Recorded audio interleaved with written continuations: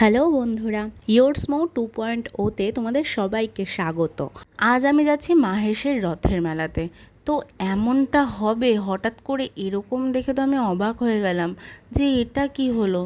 তোমরাও যদি দেখতে চাও তাহলে শেষ পর্যন্ত ভিডিওটা দেখো, দেখে কমেন্টে জানাও তোমরা বুঝলে কি না ব্যাপারটা।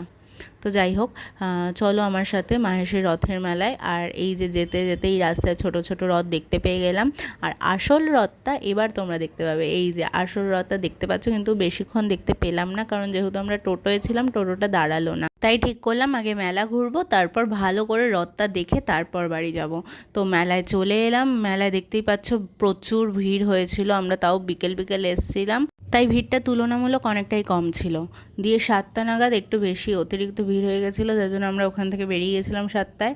তোমরা যদি যেতে চাও ওই মেলাতে, তাহলে আমি সাজেস্ট করবো যে তোমরা 5টার মধ্যে চলে যাও, আর ফাঁকায় ফাঁকায় ভালো করে ঘুরে আসো, জিনিসপত্র কেনাকাটা করো। আর যারা যারা আমাকে এখনও সাবস্ক্রাইব করোনি, তারা ঝটফট করে সাবস্ক্রাইব করে ফেলো, আর লাইক অপশানটা ক্লিক করে দিও। আর যার সাথে তুমি এই মেলাতে যেতে চাও তাকে শেয়ার করে দাও যে নেক্সট দিন তোমরা এই মেলাতে যাবে।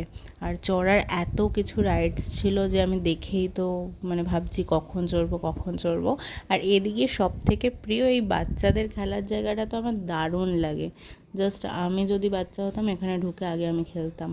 দিয়ে বেলুন ফাটানো, আর এই যে এই জিনিসগুলো আমার তো জানোই, চ্যানেলে এই জিনিসগুলো মাস্ট লাগবেই, তাই জন্য আমি এখানে দেখেই আগে কাচের যে গ্লাসগুলো ছিল সেগুলো ঝটপট করে কিনে নিলাম। তারপরেই চলে গেলাম এই কিনেদের রেশমি চুড়ির কাউন্টারে।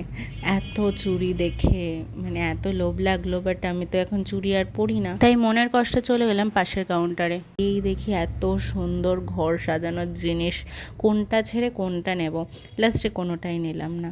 আর তোমরা দেখতে পাচ্ছ এত সুন্দর জায়গায় লেখা ফটো তোলা নিষেধ। করেই কি এত বাধ্য নাকি আমরা যে এত সহজেই সব কিছু মেনে নেব?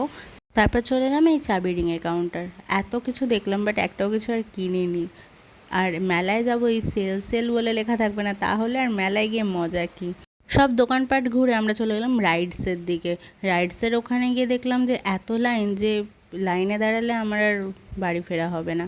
তার থেকে আর কিছুই চাপলাম না। এই যে ছোটোবেলার সুন্দর খেলার দোলনাগুলো, আর এগুলো দেখে আমার যেন মনে হচ্ছিলো আমি এখানেই আজ থেকে যাই, আজ সব রাইডসগুলো চেপে তারপর বাড়ি যাবো। এবারে মেলা থেকে বেরোনোর পালা, আর যাওয়ার সময় দেখি এরকম কুলফি মালাই, আর এটা আমার সব থেকে প্রিয়।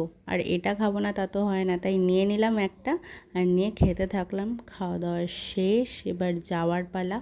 তো চললাম আমি আস্তে আস্তে, যে এবার আমাদেরকে যেতে হবে কোথায় না, রথ দেখতে। মেলা থেকে বেরিয়ে সোজা হাঁটতে থাকলাম, আশেপাশে এত দোকান যে দেখি খিদে পাচ্ছিল, বাট ওখান থেকে কিচ্ছু খাইনি। মেলা থেকে সোজা বেরিয়ে সোজা হাঁটতে থাকলাম, আর চলে এলাম এই রথের সামনে।